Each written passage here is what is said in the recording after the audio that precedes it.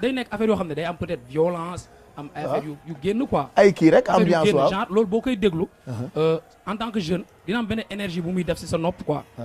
est-ce que xam nga fa laa bëgg a waxee nii. man xaw ma fenn fay waxee ay ñemew ma dee. genre.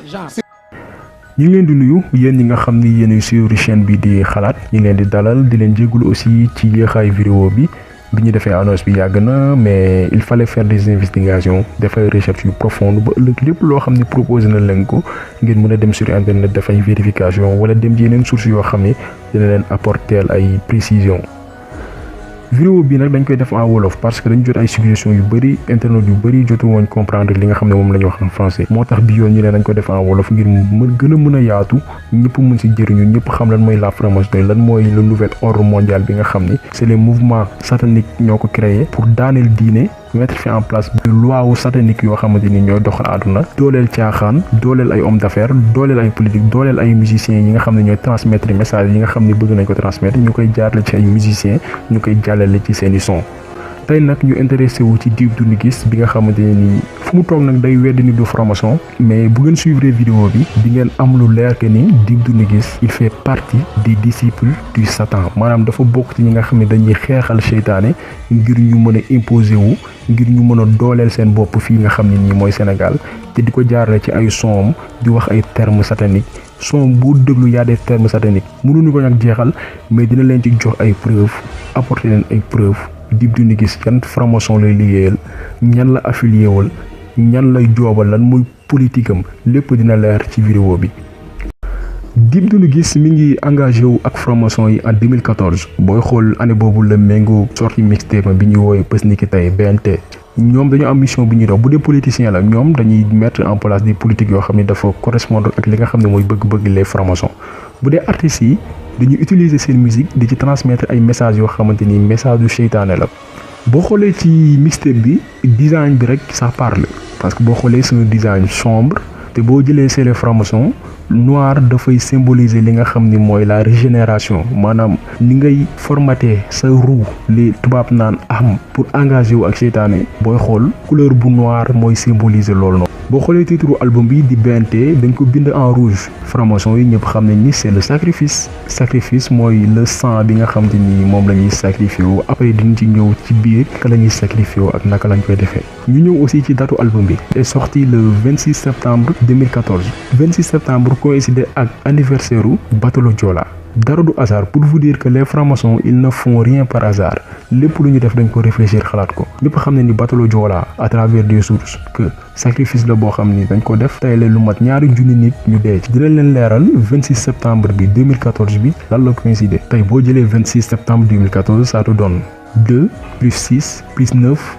plus 2 plus 1 plus 4 boo ko boolee mu nekk 24 boo ko jëlee jël 2 yi jël 4 yi additionné ko daf lay jox 6 chez les francs-maçons 6 mooy symboliser li nga xamante ni ñoom li ñuy woowee parce que franc-maçon yi ñoom boo xoolee même dans les pays occidentaux yàlla dañ ko méngale comme le chiffre 333 la ñuy symboliser yàlla mais franc-maçon yi pour wane ni ñoom ils sont au-dessus de Dieu maanaam ñoom ñoo gën a kawe yàlla ñoom dañu jël 333 boobu multiplier ko par 2 mu jox leen 666 donc chiffre 6 boobu la plupart des artistes yi nga xam ne ni ils sont affiliés avec les francs-maçons dañuy mettre en avant ce chiffre là pour mën a wane seen appartenance. ma yar lëndëm di xaar ma màgg ni nga leeraaya ma yar lëndëm di xaar ma màgg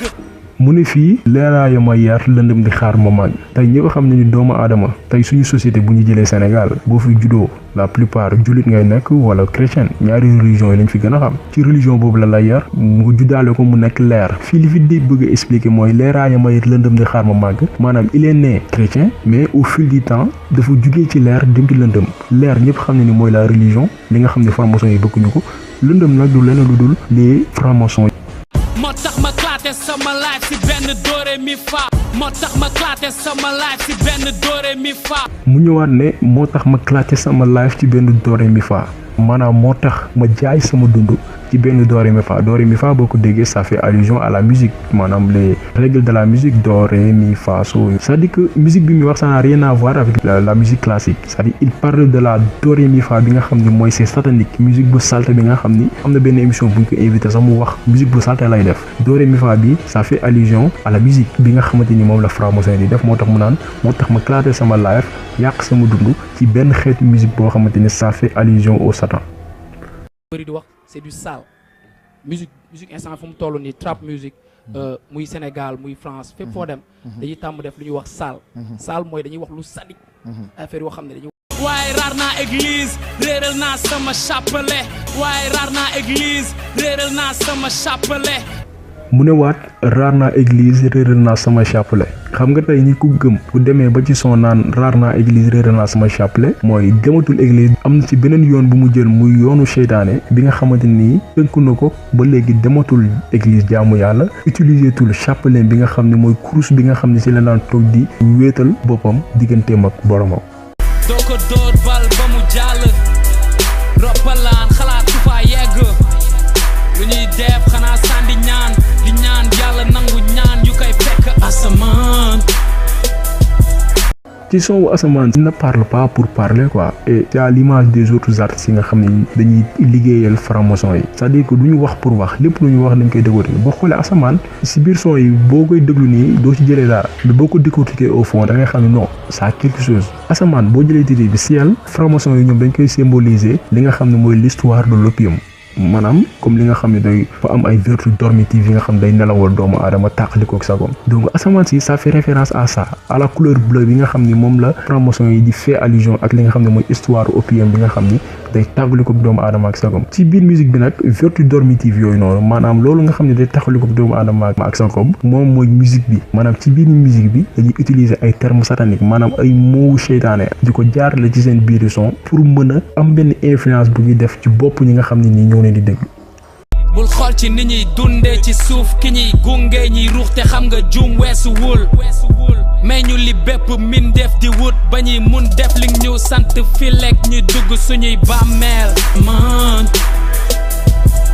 asamaan asamaan. en 2015 Dip génne clip bi nga xam ne mooy dëgg-dëgg mu nekk son boo xamante ni dañ ko tourné ci cimetière ak ay images yoo xamante ni bokkuñu dara li nga xamante ni moom la son bi di wax mooy li ma leen wax sànq les francs-maçons surtout les artistes qui travaillent avec les Illuminati parce que francs-maçons avec Illuminati c'est la même chose hein continuité la c'est les termes qui changent c'est les mêmes mouvements ils ont les mêmes objectifs ils ont la même politique si biir son bi image yi ak vidéo bi lépp day wax maanaam li ci Dip bëgg expliquer mooy nekkatul Dipu avant bi maanaam bii beneen Dip la boo xamante ni nii dee na cimetière la ko defee bi nga xam ne mooy symboliser beneen âme bu bees maanaam beneen Dip bu bees boo xam ça n'a rien à voir ak Dip bi nga xam ne moo nekkoon en 2013 2012 boo xoolee fii mi ngi sol ay verres yu noir yi nga xam ne dafa am ay crâne de mort maanaam yaxu bopp nit bu dee ci franc-maçon yi crâne bii nii li muy symboliser mooy li nga xam ne mooy lañ naan cycle initiatique boo ko déggee ci les francs-maçons mooy période bi ngay dooree maanaam booy soog a dugg ci la franc-maçonnerie mooy symboliser la mort corporelle prélude li ñu naan la mort corporelle prélude maanaam sa dee bu bees bi ngay dee maanaam du jëmm aadama bi mooy dee mais beneen doomu aadama maanaam formatage lay formaté ba doon nekkati doomu aadama bi nga doon mooy nekk moom la tubaab di wax naan le cycle initiatique maanaam la mort corporelle prélude de la renaissance à un niveau de vie supérieur et condition du règne de l'esprit ñi nga xam ne dañu gëm l'islam wala diine catholique gëmuñu la règne de l'esprit bi nga xam ne moom la les francs-maçons wax ñun li ñu gëm mooy jaamu yàlla am na yonentu am na Jésus am na mais fii ñoom niveau de vie supérieur bi ñu wax mooy luxe bi lay dig dañ lay dig tekki dañ lay dig succès dañ lay dig alal ñoom loolu lañ tuddee règne de l'esprit vers yi nga xam ne moom la Dip sol am ay boppu nit ku dee les crânes de mort là loolu lay signifier. dafa fekk ñu jum xale buy jaawale dàllam yenn saay mu sol ko mu jub. xool leen bu baax geste bi boo ko gisee c'est le signe du triangle bi képp koo xam ne nii taalibe nga seytaane nga tu fais partie des disciples de Satan des loges maçonniques moo xam muy politiciens artistes yi ak ñi nga xam ne ils sont dans le milieu du cinéma ces signes là la ñuy def boo xoolee Emmanuel Macron bi ñu koy soog a fal geste bu mel ni la def pour gërëm ñi nga xam ne franc-maçon yi nga xam ne ñoo ko fal. You are listening to an HQ production.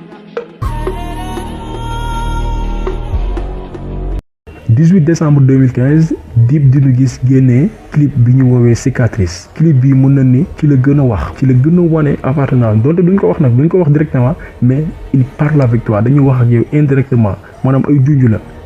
cicatrice cicatrice ni Illuminati sama ñaari tànk ci ko pyramide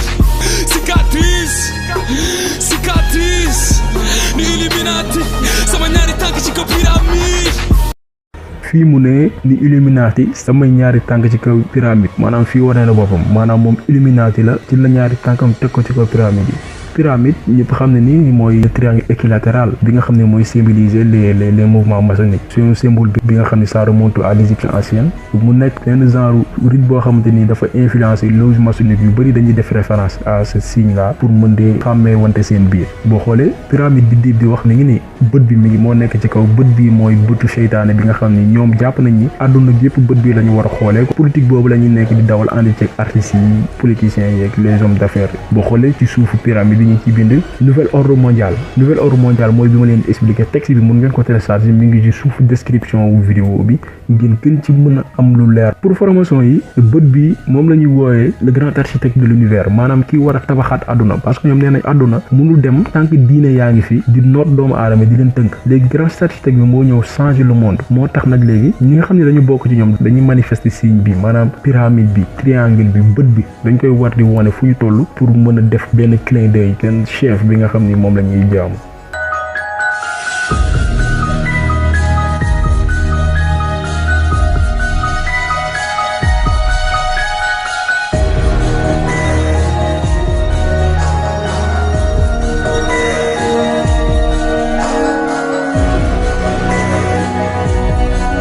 cicatrice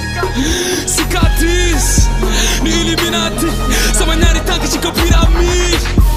tey franc-maçon yi pour xamal leen ne ñi ngi fépp ñi ngi ci àdduna ñi ngi Sénégal fees bi dell actuellement ils sont à plus de 6000 politiciens yi ñoo ci ëpp mais artistes yi ça ne représente que 10% moo tax instant yi ils veulent mettre l'accent du côté de la musique de telle sorte que dinañ mën a attirer le maximum d'artistes boo xoolee ay boîte de nuit yu bëri ñoo ko moom boîte de nuit bi tudd Baara Mundi bi nekk sur la route de Ngor ñoom ñoo ko moom ay sénégalais ñoo ko gérer mais ñoom ñoo nekk ci ginnaaw salle boobu noonu loge maçonnique bi tudd Harmonia Mundi ñoo moom Harmonia Mundi label c'est un label musical boo xamante ni ñoo produire woon album Carlou D bu ngeen suivre la vidéo précédente di ngeen ci am lu leen gën a leer ils sont dans le monde boo xoolee organisation wala structure yi ñu moom yëpp day terminer par Mundi en référence loge maçonnique bi nga xam ne mi ngi en France dans la ville de Lyon ci Édouard Herriot ñu toogaat quelque temps Dip génnee Dip quinzaine 2 fii nag ay sacrifice kese la ci wax si géeju deret la ñu bëgg fay tey waa nu mu gën a xonkee rek si géeju deret la ñu bëgg fay tey waa nu mu gën a xonkee rek fii ci deret lay wax sans pour xamal leen ni que les loges maçonniques ñi nga xam ne ñooy les nouveaux initiés maanaam ci soog a dugg bis bu leen di initier ñoom ñëpp dañuy naan li nga xam ne nii mooy deretu bëy wala deretu xale boo xoolee Sénégal c'est pas pour rien chaque année ay junni xale di réer du ñu xam fu ñu dugg formation yee fi nekk Facebook dès ils ont des loges partout sacrifice yi ngay dégg yëpp ñoom la léegi nag bu leen di initier ils boivent du sang d'une chèvre wala ñu naan deretu xale ci cérémonie d'initiation yi Dip Doundou Guiss boo xoolee album bi son mi wala ay clip mi ça parle de sang c'est pas pour rien yeneen artistes yi nga xam ni ils font partie des disciples de Satan les mêmes choses la ñuy def ñooy def les mêmes choses ay deret la ñuy wax ay affaire saleté loolu kese la ñuy wax ci seen biir son pour lëndëmal nit ñi lëndëmal ruu nit ñi nga xam ne ñu ngi leen di déglu ñu bëri aussi duñ poser la question lan moo tax Dip di génne pré-album mi tous les 15 jours maanaam Dip avant muy génne album day génne benn produit boo xam ne da koy maye gratuitement 15 de jours yi seulement lay génn pour vous dire que ni loolu c'est pas du hasard le chiffre 15 benn chiffre la bu symbolique boo xamante ni nii les loges maçonniques dañ ci tenir vraiment parce que boo xoolee tous les 15 jours la ñuy regroupé wu maanaam fukki fan ak juróom la ñuy regroupé wu en plus les réunions yi nga xam ne moom la ñu organiser fii en Afrique la plupart délégation yi nga xam ne ñoo ci bokk c'est des quinzaines de délégations chiffre 15 bi day ñëwaat foofu noonu su loge sénégalaise yi nga xamante ni ñoom ñëpp dañu tënku ci France dañ leen di départage en quinzaine d'obédience maanaam ay kuréel yoo xam ne la leen dajale yoo xam ne say nombre de 15 donc 15 bi day ñëwaat foofu maanaam Dip c'est pas pour rien les pré-albums yi nga xamante ni moom lay génnee le 15 lay génn boo xoolee premier Dip 15 bi mu génnee ay le 15 lay génnee son yi beneen Dip 2 bi 15 jours ba 15 jours lay génn bi nga xam ne mooy daw instant bii nii tamit 15 ba 15 donc c'est pas pour rien maanaam lépp lu ñuy def dañ koy réfléchir te dañuy basé wu organisation yi nga xam ne moom la franc-maçon yi organisé ñoom tamit bu ñu def seen musique noonu la ñu organisé wu c'est la même chose c'est-à-dire que fonction yi ñooy changé quoi politiciens ñoom dañuy doxee nii artistes yi doxee nii ñeneen ñi nekk ci beneen domaine doxee ne dara du hasard. Youssou Ndour you dere dina senn diggéene si c'est paxu bakken dis la te man de as du ma rey talent kañ nga fay bugg ak suufa seen. ñu doxaat quelque temps Dip génnee clip bi nga xam ne mooy Youssou Ndour mu ne ni clip bi mun naa ni mooy clip boo xamante ni nii dafa ëmb ay mystères yoo xam ñu ci bëri décortiqué wuñ ko. Youssou fii Dip mi ngi yéeg ci kaw morgue la yéeg pour mën a jël cadre bi nii mu nekk loo xam ne saaga la pour képp koo xamante ni jullit nga parce que tey képp ku jullit xam nga lu nit ku dëddu àdduna toll naka la l'islam respecté ki nga xam ne mooy ku dëddu àdduna yow nga am fitu yéeg ci kaw morgue naan da ngay tourner clip te biñ ko invité émission bi nga xam ne mooy quartier général weddiwu ko. da ngeen tourner clip bi ci benn terrasse bu morgue. exactement loolu man dama lay taxawal dama lay arrêté. voilà xam nga lu tax. ba pare ñu àggali. déjà c'est vrai. waaw ba ñuy tourné clip boobu foofu ñu ne. Bakar ak xaalis ne fanaan bul defaat lu aram te amoo ci alal musuma gis malaka bu baax bi maxala tubaab be jàngal ki ma jàngal. bu ñëwaat fii ne Bakar ak xaalis ñooy fanaan bul defaat lu aram te amoo ci alal moom reconnaître na que ni jaay na ruwam li nga xam ne mooy seytaane lu aram la xam na ni dafa aram mais daf ko def pour doon ki mu doon tey maanaam ngir am succès yàlla nañu yàlla musal ci seytaane ndax seytaane bu la tënkee day dem ba lay jëfurloo maanaam li olof naan dëmb buy jëfru ngay doon maanaam booy wax sax doo ko tay. Le 25 juillet 2015 Dip organisé benn concert et te concert bi kenn financé wu ko ku dul marque préservatif bi ñuy woowee Kiss question bi ñuy laaj mooy kan moom Kiss. Kiss benn marque la boo xam ne ki ko créé mooy ONG américaine bi ñuy tuddee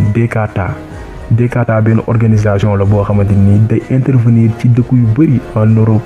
en Amérique du Nord en Amérique du Sud plus particulièrement en Afrique actuellement seen politique dañ ko mettre à l'accent fii di continent africain. ONG bi nag ki ko moom du ñenn ñu dul franc-maçon yi ñoo moom ONG bi te seen objectif lenn la mooy wàññi njuru doomu aadama yi seen politique dañ ko concentré en Afrique parce que dañu jàpp ne mooy continent bi nga xam ne moo ëpp nit ci àdduna. pour fàttali leen waat nga ni franc-maçon yi benn ci seen objectif yi tamit mooy wàññi population mondiale bi ba mu toll ci 2 milliards parce que moo leen di permettre ñu mën a ñoom atteindre seen objectif parce que nombre bi nu mu gën a néewee ñu mën a attirer ay nit ci li nga xam ne mooy ñoom seen ngëm-ngëm ak seen politique. pour mën a atteindre seen objectif dañuy doole li nga xam ne mooy planification familiale ak di distribuer ay préservatifs yi nga xam ne du ay préservatifs yu baax tey boo demee am na benn dossier bu yaatu bu ci wax maanaam préservatifs yu bëri ñuy indi fii en Afrique c'est pas de bonne qualité préservatif la yoo xamante ni day yoomloo góoru africain yi ba dañuy impuissant. ñu ñëw ci leeral terme Kiss lu muy signifier Kiss mi ngi tekki Kids in Satan's Service en anglais. en français muy signifie enfant au service du Satan nga tekki ko ci olof mu nekk ay ndaw yoo xam ni dañuy xeexal ki nga xam ni mooy seytaane bi ñu ñëwee Sénégal Dip Doundou Guiss mooy artiste bi nga xam ne moom lañ jëkk a collaborer pour mën a réaliser projet bi nga xam ni moom lañ bëgg a def fii ci Afrique moom laa leen expliquer tout à l'heure boo xoolee Kiss seen marque préservatif yi au début nii la meloon ay images yoo xamante ni c'est satanique ay affaire seytaane la ñuy wane comme que Afrique nag bu ñu ñëwee am na nen nu ñu war a adapté wu parce que franc-maçon yi du ay nit yu ndaw ñoo leen composé am na ay communicants yu fa ne am na ay designers lépp loo xalaat ci ay ressources humaines ñoom dañ ko am lépp lu ñu def dañ koy réfléchir bi ñu ñëw Afrique nag dañu changer design bi boo xoolee couverture bi c'est pas la même chose ay africains la ñu jël def leen seen couverture mais au début couverture bi lii la woon. boo xoolee Illuminati yi les francs-maçons dañu bëgg lépp loo xam ne dafa salte lépp loo xam ne dafa ragaloo dafa xoolee Dip bi ñu ko invité sax quartier général mi ngi koy wax dañu bëgg lépp loo xam ne dafa ragaloo parce que ñoom ci seytaane la ñuy dox ci seytaane la ñuy liggéeyal ci loolu la ñuy dox moo nekk seen objectif. ñu invité Dip Doundou Guiss émission bi nga xam ne mooy Galsen sur scène di jëpp ko invité ko à la Sen TV bi ñu ko invité weddiwul ni am na ñu nekk ci ginnaawam mais nanguwu leen cité. voilà donc am na ñoo xam ne ñoo nekk sama ginnaaw ñoo ma pousse ba ma egg si fii donc ñu ngi may gën a pousse parce que am nañ benn fierté ci man te fierté boobu mooy tax may gën a job parce que ñoom buñ fierutul si man ça veut dire que dama échoué donc puisque ñooñ ba léegi ñu ngi fii amul leen loo xam ne c'est impossible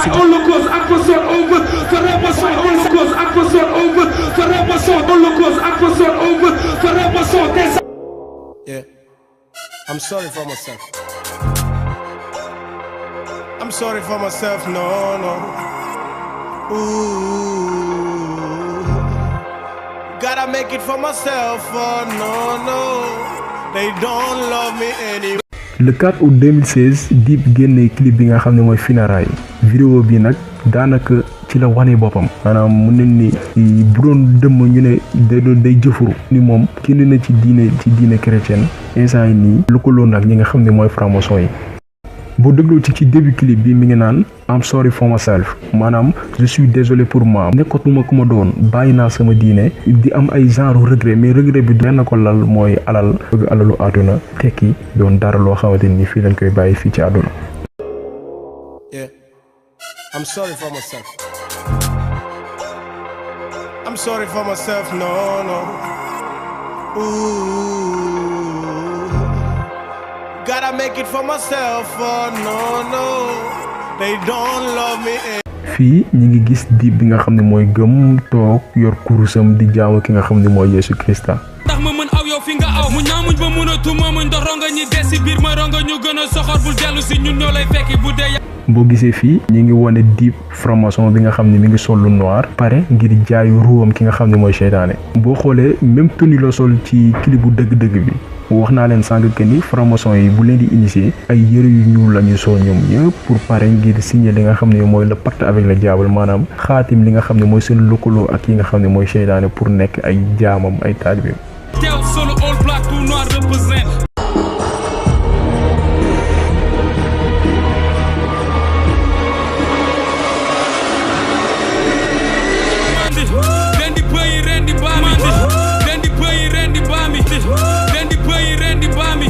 wax naa leen sànq que ni les cérémonies d'initiation ñi nga xam ne ñu bees lañ dañuy naan li nga xam ne mooy deretu bëy boo xoolee mi ngi koy wax ci son bi maanaam di wax naan nañ rend bëy ndax bëy dafa am lu bëri lu muy symboliser ci les loges maçonniques boo xoolee même il y a plusieurs images yoo xam ni ça parle de la franc-maçonnerie da nga ciy gis ay images yu bëy.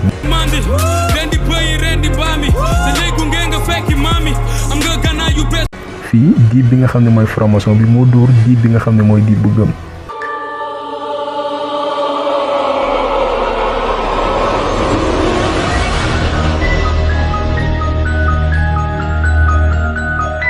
nga gis fii croix wu Jésus bi mi ngi nekk ci suuf maanaam li muy symboliser mooy seytaane bi moo daaneel Yesu Christa croix wu Jésus Christ bi nekk ci suuf maanaam li muy symboliser mooy seytaane moo prendre le dessus moo jël ndam li ci kanamu Yesu Christa. pour xamal leen ni ci vidéo bi Dip funérailles yi ñuy wax ça n'a rien à voir ak funérailles yi nga xam ni moom la ñuy faral di gis fii day wax ci maanaam deewu ruwam maanaam ruu bi nga xamante ne nii moo gëmoon moo topp diine topp recommandation de la Bible ruu boobu noonu moo dee te ki ko remplacer mooy beneen Dip boo xamante ni nii lenn mooy objectif am topp yoonu seytaane topp ci ay ndigalam di dox ci li nga xamante ni mooy permettre seytaane réussir li nga xam ne mooy mission muy réeral doomu aadama yi yóbbu leen fi nga xam ne mooy l'enfer muy safara.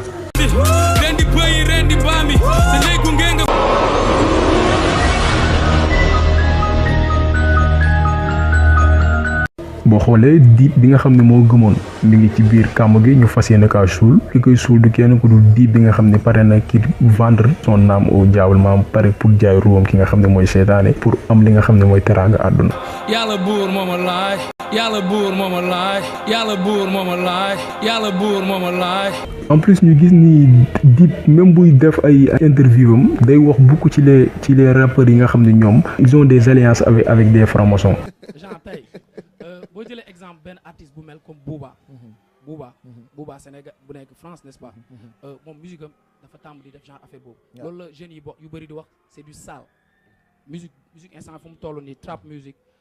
muy Sénégal muy France fépp foo dem dañuy tàmm def lu ñuy wax sale mooy dañuy wax lu sadique affaire yoo xam ne dañuy fii mi ngi wax ci Booba ñëpp xam ne ni Booba c'est un illuminati te moom sax mosul weddi loolu même ci compte Instagram am à chaque fois day def ay publications yoo xam ni ça fait référence à la franc-maçonnerie aux illuminati maanaam moom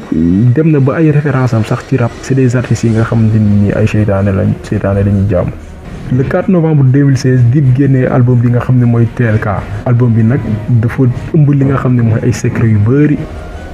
boo xoolee fii K bi nga xam ni moo nekk ci titre album bi di TLK dañ ko bind ak ñaari triangle ñi def les mathématiques xam nañ ni le triangle dafa am correspondance maanaam dafa lié wu ak li nga xam ne mooy chiffre 3 Illuminati yi 3 boobu noonu day représenter l'âge de l'apprenti et les 3 coups frappés à la porte du temple pour en demander l'entrée maanaam ñetti at yi nga xamante ni nii moom la ki nga xam ne day soog a dugg ci loge yi di toroxlu ak ñetti fëgg yi nga xam ne da koy fëgg ci buntu bi nga xamante ni mooy loge maçonnique yi ngir ñu may ko autoriser ko na ko yow kat taalibe nga maanaam jaamu seytaane nga boo xam ne matal nga.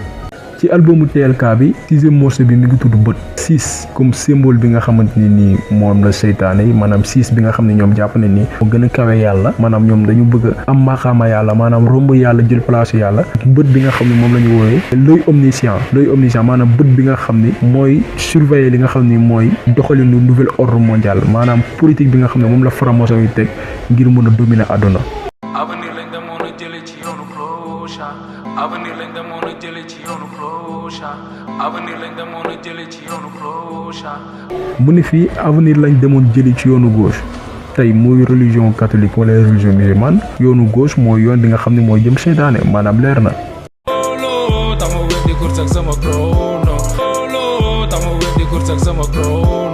moo tax ma weddi sama course ak sama chrono maanaam course boobu ça fait référence mooy chapelet bi mu jëloon booy xool ci clip bu funérailles bi chapelet bi mu yoroon Dip Satan bi fekk ko fa dóor ko course boobu lay defee moo tax ma weddi sama course maanaam gëmatul Yeesu Krista li mu gëm mooy yoonu seytaane di dox ci ay ndigalam. bi dafa yomboon ñu ñoo ci sotti ci njeex njaago bi mooy boss bi pourtant musuma si jeex du ma lekk ku suurul parce que dama xiif ndeex naa def lu ëpp. ci clip bu Tema na fi nekk 15e titre album bi muy wane deret ay sacrifice ak bët bi nga xamante ni nii bépp artiste boo xam ni da ngay liggéey ak ñi nga xam ne mooy les francs-maçons moom ngay wane ci say photo say clip say image ci lépp pour mën di consacrer wu ki nga gëm maanaam seytaane bi nga xam ne moom ngay jaam.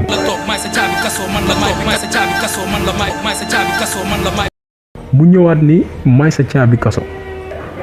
pour xamal leen ni franc-maçon yi dañu jàppee religion maanaam dañu jàppee diine comme kaso ndax diine moo lay wax naan bul mooy yàlla diine moo lay wax naan bul def li boo ko defee nañ la bindal bàkkaar diine moo la naan bàyyi li weeru koor jotee wooral bu karam jotee wooral ñu ne nag loolu lépp diine daf ko def pour noot doomu aadama maanaam ñoom franc-maçon yi dañ ne àdduna mooy àjjana yàlla daf ñuy nax dañu gëmloo ni fii du àjjana alors que fii mooy àjjana bi leneen li ay naxee mbaay la moo tax fii mu ne man maay sa caabi kaso franc-maçon yi bu ñu amee ay disciples bu ñu changé seen mentalité naan ñoom ñoo yor caabi kaso maanaam ñoom fi ñu nekkoon àdduna bi ñu nekkoon kaso la ñoom ñoo yor caabi bi nga xam ne mooy ibbi buntu bi nga xam ni moo leen di dugal li nga xam ne mooy àjjana bi leen di dig alors que du dara du àjjana bés penc la après bu ñu séddalee téere yi te fii nga ko mën a liggéey fii ci àdduna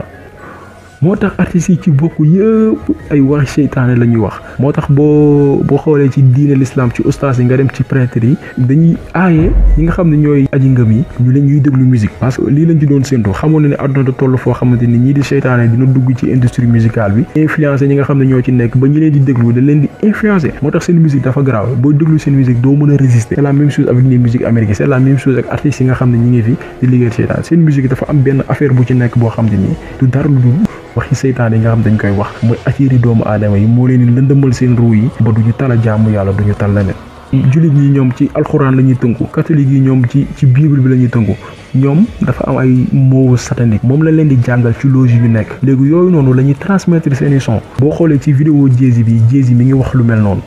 You know, so it's like a mumbling effect. And Rain Man, he was always mumbling all these numbers, rattling off these amazing numbers. And he was like, I guess. fii Jay-Z li mu bëgg a wax mooy du moom mooy wax maanaam moom buy bind ay son du moom mooy wax mais dafa am leneen loo xam ne moo koy waxloo li muy wax ñoom ñu ngi koy tuddee le Rain Man. Rain Man bu seytaane la même appellation yi la mooy ki nga xam ne dafa bëgg a toog place yàlla moom jàpp na ni moo sut yàlla boo xool termes yi ñuy wax yëpp foofu lañ koy jëlee mooy termes yi ngay dégg ay ñemeray ñeme dee c'est des termes yoo xam ne dañ koy wax yoo xam ne day attirer nit ki alors que ñi ngay déglu sax ñoom duñ ci bàyyi xel di wax nit ñi nañuy déglu son yi nañu bañ a topp musique bi rek mais nañuy déglu son yi li nit ñi di wax leneen la ñuy wax te bu leen invité télé wala rajo duñ ko nangu leeral fexe ba invité loolu noonu bañ ko tudd.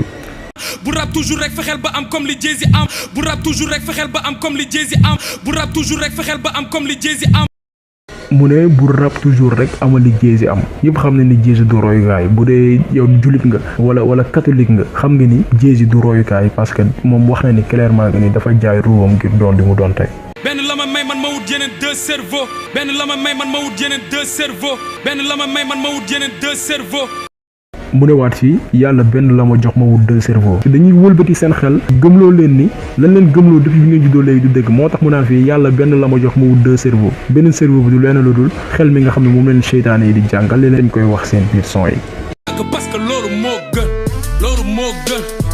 moo gën man nigga loolu moo gën parce que loolu moo gën. boo xoolee ci clip bi mooy loolu moo gën t-shirt bi mu sol dafa am triangle satanique booy gis ci diamant bi booy xool symbole yi mel ni la ñuy gis ci artistes yëpp moo xam les américains moo xam les canadiens wala les artistes français yi nga xam ni dañu allié wu ak les francs-maçons diamant yi nga xam ni dafa am les signes triangulaires là yi nga xam ne nii ça montre la pyramide moom la ñuy wane nii boo xoolee c'est le même signe ngay gis ci logo labelu Jay-Z bi Roc Nation artiste boo gis mu koy def wala di ko mettre en avant xam ni c'est un franc-maçon il travaille avec les Illuminati. Oui, ok. Man dama la bëgg ci sama xol te dama la bëgg ba xaaju ko sama xol way naa la parole yaa ngi ci sama xol gis naa la ba ma xool ci sama xol don't cry don't cry don't cry don't cry. ci clip bu woon naa bi mu ñëwaat wane vulgarité quoi ndax tey ñëpp xam ne ni Afrique wala Sénégal on a des réalités yoo xam yu bëri duñ ko nangoo def suñuy clip te tey boo xoolee les francs-maçons ñoom noonu la ñuy doxee artistes yi bokk yëpp ñoom da leen di exiger ñuy wane ay sangara dorog ay jigéen yu futteeku yëpp dañ koy wane seen vidéo yoo xamante ni dëppwul ak dara diine parce que tey boo jëlee alhajab 33e suratu li nga xam ne mooy alxuraan dañ naan jigéen dafa war a sol li nga xam ne dafa jot day muur ci am nga dem ci les versets parallèles de la Bible yàlla mi ngi naan je veux aussi que les femmes vêtues d'une manière décente avec pudeur et modestie maanaam jigéen ñi dañu war a sol lu jot lu yiw loo xamante ni nii dina leen jox cër jox leen gëdd. am naa gënt bu bees pare naa samay laafa ngi li ma defoon na ko baax.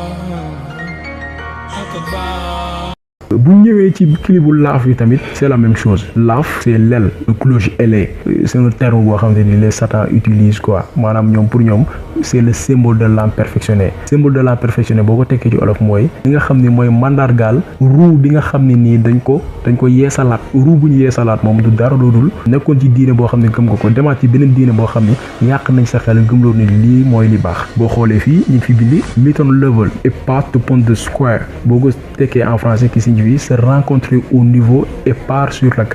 carré boobu noonu boo ko déggee mooy la rencontre des 2 triangles maanaam la rencontre des 2 triangles mooy triangle bi nga xamante ni nii moom nga gisoon ci albumu TLK bi maanaam K bi nekk ci TLK bi boo xoolee ñaari triangle yooyu boo ko boolee moo la jax carré bi nga xam ne mooy signifier laaf bi nga xam ne moom la franc-maçon yi décrire.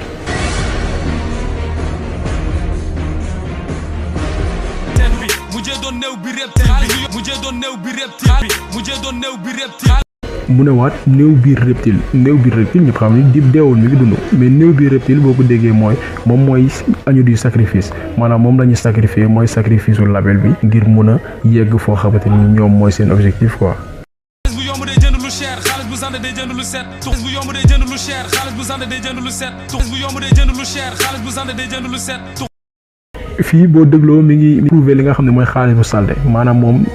xaalis bu salde mun nga ci am lu ne quoi maanaam pour wax jeunes yi nga xam ne ñu ngi koy déglu mun nga am xaalis bu salde noo ko amee baax na l'essentiel xaalis bu salde boo ko amee mun nga ci jënd kër mun nga ci jënd oto mun nga ci lekk lépp alors que ni loolu ça n'a rien à voir avec diine daf la naan lépp loo xam ne da nga koy lekk wala nga koy jëfandikoo wala nga koy jox sa njaboot wala nga koy maye nga doon alal bu lew boo xam ne da nga ko liggéey moom mu ñëw ci son bi ne xaalis bu salde day jënd lu lew day jënd lu baax day jënd lu rafet.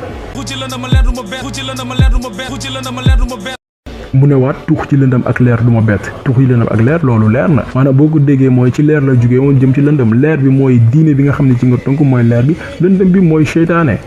jëmu ju tedd ji du feeñ ñun ñoo sol veeru iblis dëgg jëmu ju tedd ji du feeñ ñun ñoo sol veeru iblis dëgg jëmu ju tedd ji du feeñ ñun ñoo sol veeru iblis dëgg. fii yaakaar naa ne ñu bëri dégluñu ko fii Dip dafa saaga ki nga xam ne mooy yonent bi sallallahu alayhi wa sallam.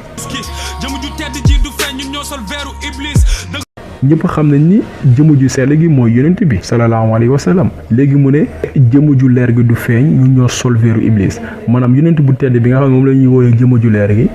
lépp lu mu fi jàngale lépp loo xamante ni wàccee na ko comme que ni yàlla moo ko yónni dara du ci feeñ parce que ñu ñoo sol veeru iblis maanaam sol nañu lu nitu seytaane ba lépp loo xam ne yonent bi wax na ko jàngale na ko ñun duñ ko gis on s'en fout ñoom ñooy taalibe seytaane yi nga xam ne ñooy lëndëmal li nga xam ne moom la yonent bi jàngale li nga xamante ni yàllaa ko yónnee ngir mu transmettre ko ñi nga xam ne mooy jaam yi.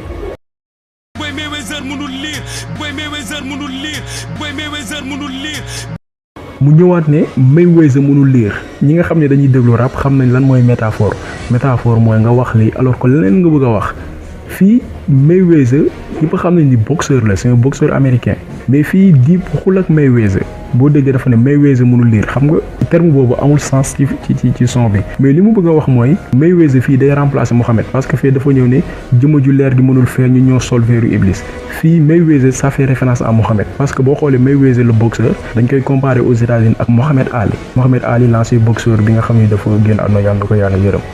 léegi Mayweather dem na ba nañ koy wooyee Mohamed Ali numéro 2 maanaam moom mooy Mohamed Ali numéro 2 moom mooy successeur Mohamed Ali léegi Mayweather bi mu tudd fii ça fait référence à Mohamed bu tedd mi sallallahu alayhi wa sallam maanaam Mayweather mënul lire tey boo jàngul yaa nga dégg ñu naan Jibril bi mu wàccee dafa ne yonent bi iqra yonent bi ne ko mënuma lire maanaam fii ça fait référence à yonent bi comme quoi que Mayweather mënul lire maanaam Mohamed mënul lire maanaam ku mënul lire naka nga ko mën a gëmee boo demee ci seen logement loolu la leen di jàngal dañ leen di gëmloo ni Jésus du dara Mohamed du dara mënul lire loolu lay expliqué fii naan Mayweather mënul lire.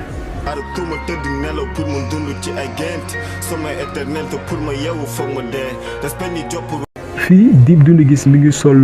benn t-shirt ñu def ci panthère noire boo xool même animal ngay gis ci Michael Jackson ci clipam bi panthère noire da nga ciy gis ñëpp xam ne ni Michael Jackson il a été possédé par les Illuminati benn moment bi mu demee ba génn ci ne da ciy génn tuub nekk jullit ba génnee benn son boo xam ne ñoom américain dañ koy weddi alors que dëkk la si dañ ko rey parce que dafa génn ci loge boobu noonu. Panthère boobu noonu clip bi mi ngi feeñ ci clip bu Michael Jackson bu yàgg bi nga xam ne boobu il faisait partie des Illuminati moom la Dip sol ci clip bi.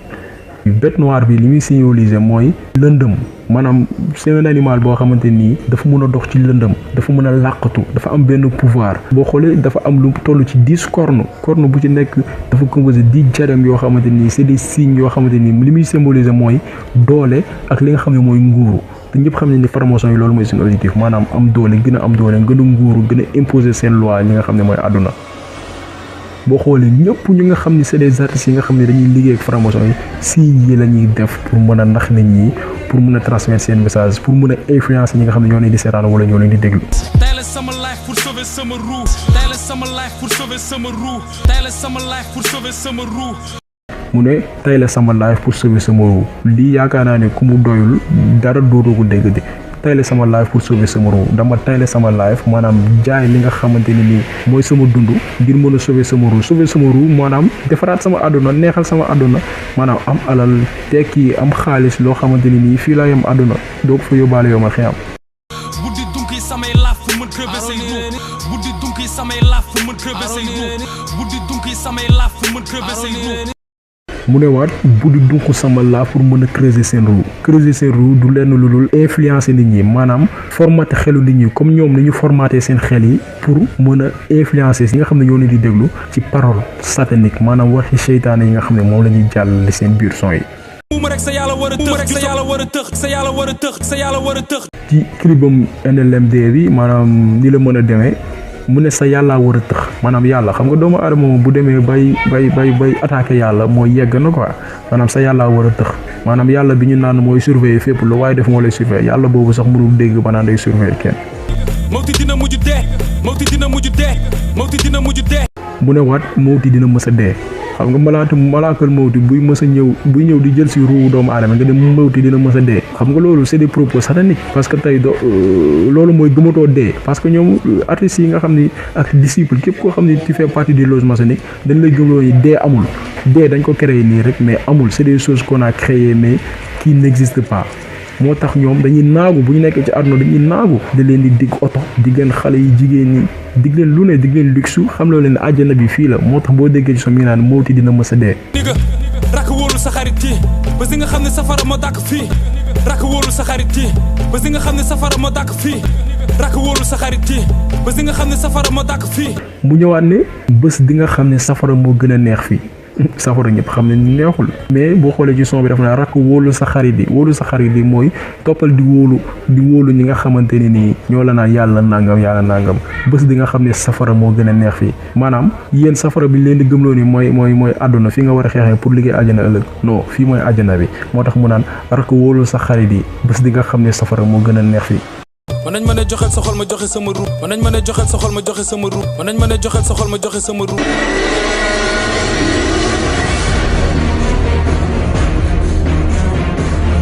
jaamu nga kañ nga jubóol ak yàlla ki bliis nga kañ nga jubóol ak yàlla ki bliis nga kañ nga jubóol ak yàlla ki bliis à la fin mu ne kañ ngay jubóol ak yàlla iblis maanaam wax yi franco laay rek je pense que ni yàlla ak iblis lu ñu sekk mooy iblis ñaan na ko ni yàlla wàcce ma àdduna ma am morom ëllëg bis bu ñuy séddale téere yi safara du ma fa wét yàlla accordé ko loolu parce que iblis jaamu na li muy jaamu yàlla lenn la am mooy nekk ak doomu aadama yi fii ci àdduna bëgg morom maanaam bis bu ñu demee yomal xiyaam seytaane am ñoo xam ne dinañ ko fa wéetali donc yàlla dara jotewul ko iblis dudul kër gi yomal xiyaam yàlla lakk ko ci safara gi ñoom ñi nga xam ne c'est des artistes yi nga xam ne ñoom ils ont préféré vendre leur âme au diable maanaam jaay seen ruux ngir alalu àdduna ñoom ñoo am fitu toog naan kañ ngay jubaleek yàlla ak iblis ñëpp xam ne safara la jëm ñoom ñi nga xam ne c'est les artistes yi nga xam ne dañu topp seytaane yi safara lañ jëm buñ ci deewee bu ñu tuubul donc li leen di ñaan mooy il n'est jamais trop tard pour rectifier le tir quoi alalu àdduna neex na lool mais na nga ko ñàkk mu leew la na nga ko amee ci loo xamante ni dara du dox sa diggante ak sa morom on a rien avec benn artiste mais lu ñu bëgg a xamal rek mooy jeunes yi nañu bañ lépp lu ñëw rek yóbbaale leen artistes yi parole yi ñuy wax nañ koy décortiquer di xam ni lan la animateurs yi bu ñu invité artiste nañ ko wax titre bi lan nga ci wax couplet bi lan nga ci wax refrain bi lan nga bëgg a wax artiste bi di ko toj benn par benn parce que sinon dañuy continuer seen musique ñuy véhiculer des messages sataniques yoo xam ne ça influence la jeunesse te loolu moo fi bëri léegi am na benn lien ci suuf di ngeen ko suivre am na benn franc-maçon bi fi ñëwoon Sénégal at yi weesu di wax mbirum franc-maçon yi fii ci Sénégal instant leen intéressé mooy récupérer jeunes yi donc ñuy wax jeunes yi nañu gën a gëm nañu topp daayira yi chrétiens yi nañu dem ci église yi nañu topp seen diine di lire bible bi di lire alxuraan bi xam lan la yàlla wax gën a jege yàlla artistes yi nga xam ne dañu lëkkaloog seytaane ñu mën di leen moytu parce que seeni musique da leen di influencer donc message bi loolu la y avait rien de méchant message bi la ñu bëggoon rek jàllale nit ñi xam yenn artistes yi nga xam ne fu ñu toog dañuy weddi ni duñu ay franc-maçon lañ seytaane la ñuy liggéey seen mission sur terre lu leen lu dul lëndëmu ruu yi xirtal doomu aadama yi ci mooy yàlla bés bu ne gëmloo leen ni yomal xiyam amul bés penc amul dekk bi ñuy wax amul yooyu yëpp c'est des choses qui sont inventées par les prophètes pour mun a nelawal doomu aadama yi àjjana gi fii àdduna la loolu la ñuy def seen xel alors que loolu lépp dara ci dëgg doomu aadama pour mu dund àjjana fii la koy liggéeyee fii ci àdduna ngir ëllëg yàlla mën ko fay yomal xiyam les francs-maçons seen objectif mooy noot doomu aadama rey diine yëpp ba ñoom ñoo fi toog régner te ñëpp xam ne ni àdduna fi dara yàggu fi génération bi juddu dans les années 90 dans les années 2000 ñooñu kenn mënu ci dund tey 85 ans mënul nekk